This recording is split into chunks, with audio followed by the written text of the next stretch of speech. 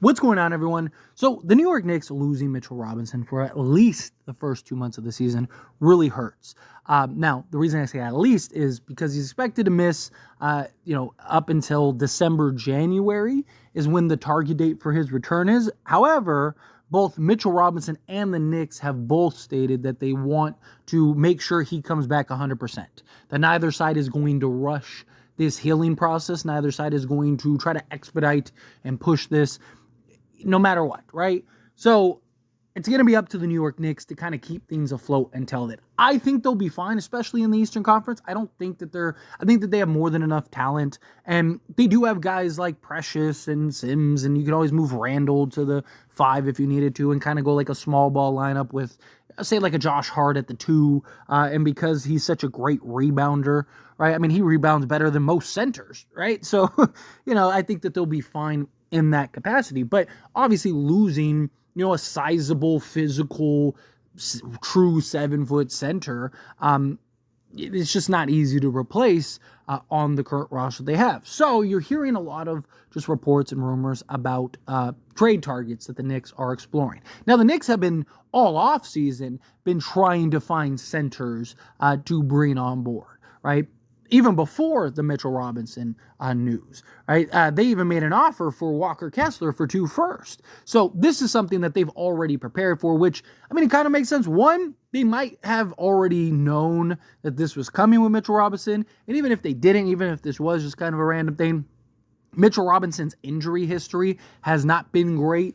Right, this isn't a guy that is known to be playing 70 games a season. This is a guy that you're closer to 50 games a season. So just for precautionary reasons, I would imagine that the Knicks would be looking to bring in a center regardless. And so, of course, we got more reports that they have a couple targets in mind and a couple pieces that they're really looking into. So, as far as backup centers and the trade deadline, I know the Knicks talked to Atlanta this offseason about a deal involving Capella. The Rockets want to win, so if they are in a good place heading into the trade deadline, I'd be surprised if they move Adams. Talking about Steven Adams, just conversations that the Knicks have had. Also, follows up, I'd keep an eye on Nick Richards in Charlotte as a possible trade candidate. Same goes for Walker Kessler in Utah.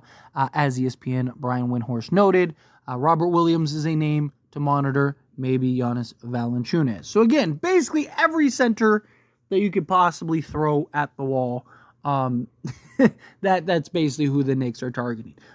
Now, already dove into Nick Richards. The New York Knicks are targeting Nick Richards. They're kind of keeping an eye and monitoring Nick Richards. They really view him as, a better backup than some of the other guys, right? Walker Kessler would probably be more of a future piece just because of his age, upside potential. Nick Richards is a guy that, as far as backups go, is one of the better backups in the entire NBA, right? He's probably best suited as a backup, but in the right role, I do think he can be a double-double guy, give you, a block and a half a game, right? And basically 20 minutes a game, he's an 8-8 guy with 1.1 blocks. So I don't think it's far-fetched to think that maybe he could get to being a 10-10 guy or 10-12 guy, just kind of be cleanup crew. But he would be a guy that would easily slot in, young enough still to kind of be a part of this core going forward, and just be a guy that, hey, when Mitchell Robinson needs a night off, or you can kind of split, kind of like look at, like the Dallas Mavericks, what they did with Daniel Gafford and Derek Lively to kind of keep both fresh and healthy, both kind of just split the 48 minutes. Do something like that with Richards as well as, Robinson,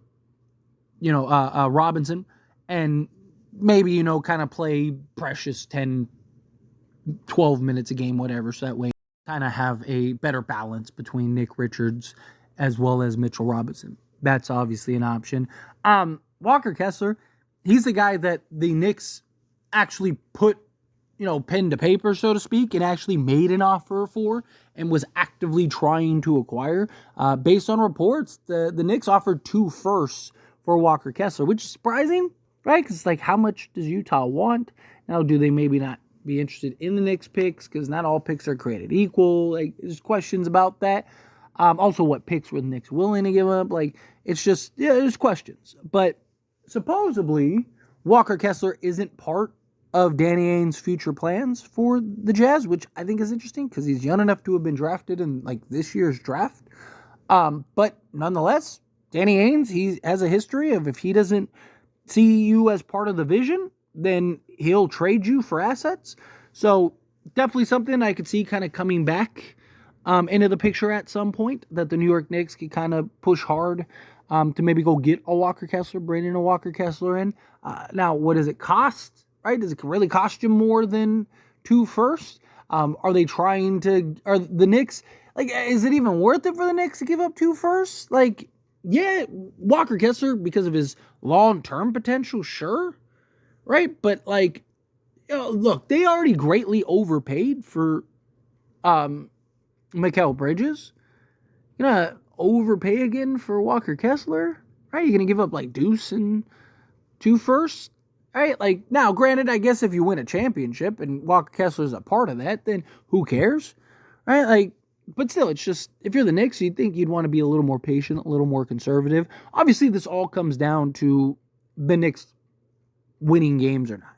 Right? If the Knicks are, whatever, 5 games, 7 games under 500 going into, you know, game 30 or whatever, then there might be a little more urgency. There might be a little more panic, right? But if they're, you know, 5 games over 500 going in, you know, 30 games in or around the trade deadline, then, you know, the Knicks can kind of take their time and be patient in that regard.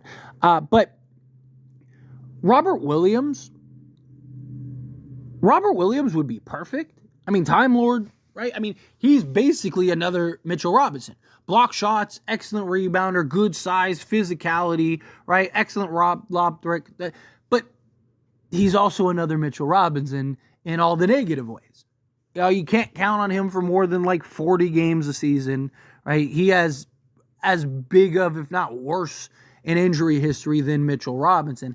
However, he's probably healthier, or not healthier, cheaper, right? And healthier too, obviously, but probably cheaper than a Walker Kessler or some of these other guys that you may be trading for, right? Like, are you really trading a first for Williams? Probably not. And Portland has both Ayton as well as Clegan, so I don't imagine they're like, no, we're not trading Robert Williams no matter what type thing. I think it would be kind of best for both sides, both parties. Your hope is, like I mentioned earlier, with like Nick Richards kind of doing the Daniel Gafford, Derek Lively thing, where, you know, instead of asking Mitchell Robinson and Robert Williams to play 20 to 25 minutes a game, maybe you're asking them both to play, you know, 17 minutes a game, right? So both of them are playing 17 minutes a game, and then, you know, you have like a Precious or whatever playing 14 minutes, right? So it's just like you're keeping them under 20 minutes a game. You're keeping them both fresh.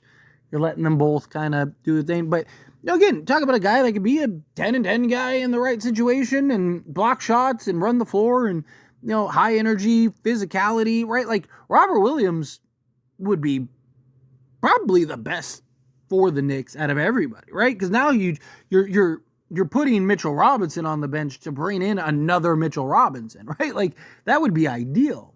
But again, it's just, there's a lot of risk with that. And it's like, you already have the risk in Robinson. Do you really want to add further risk? If there's no other like real options out there, then sure. If you don't really have any real impact options, right? Like, then go that route. Clint Capella. So I don't hate the idea of Clint Capella for them because he's expiring, right? Like, if it's $20 million, so it's like, how do you really get there if you're the Knicks? Like, I mean, you can, but it's tough, right? Especially when you're not trading any like the Villanova guys or anything like that.